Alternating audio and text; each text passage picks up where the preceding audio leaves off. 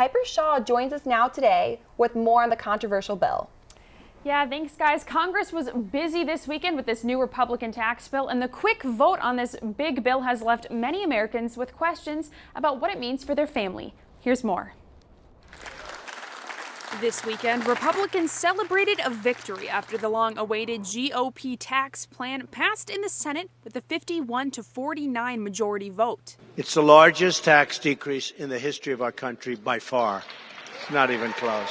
Though there is always disagreement on policy across party lines, this particular bill has stirred controversy not only in the government, but also with Americans. Hey, ho, ho.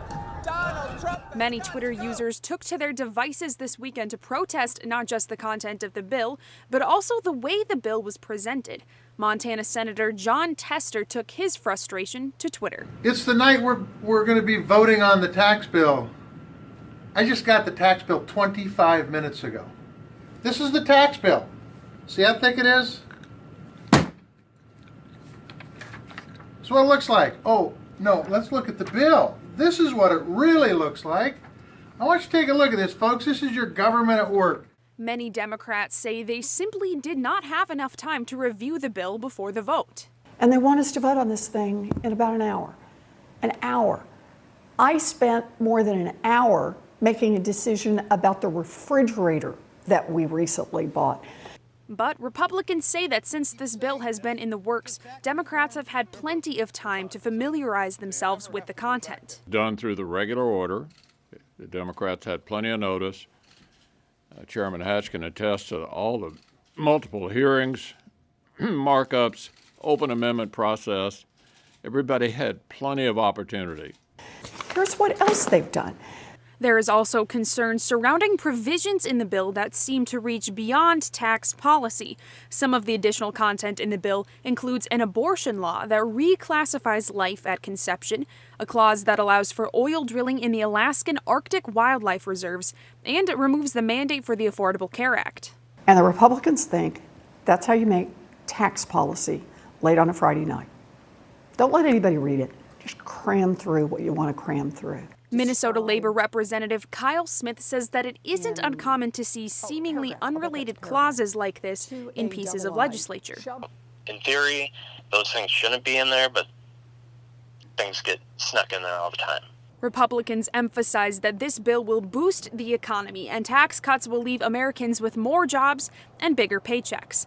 However, Democrats argue that the bill's 15% corporate tax cut only benefits those big businesses.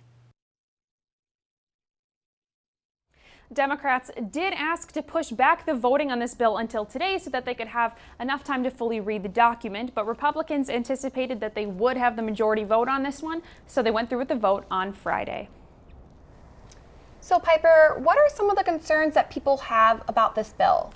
Well, beyond individual concerns from certain parties, I think most Americans are concerned about our national debt. And this bill is said to raise the national debt by $1.3 trillion. The GOP does say, though, that they have a plan in place to ensure that this debt would be eliminated in 10 years' time, but other lawmakers doubt the validity of that. Now, Piper, some of the contents of this bill seem to come as a shock to many Americans. Why do you think that is? Well, in my conversation with Labor Representative Kyle Smith, he was telling me that sometimes the government on both a state and a federal level like to push these plans through quickly before people can fully read into what the policy is really all about. And I can't say that that's because I think anyone in the government is trying to deceive the public, but I would say that if you are someone who keeps up with politics, you already knew what the GOP was planning on including in this bill, and they've been talking about it for a long time. So most of it isn't exactly a shock. And I think that the outcry more had to do with how it was presented and how it was pushed through rather than the actual contents. Well, now that the Senate passed the bill, does it immediately go into law, or what is the next step?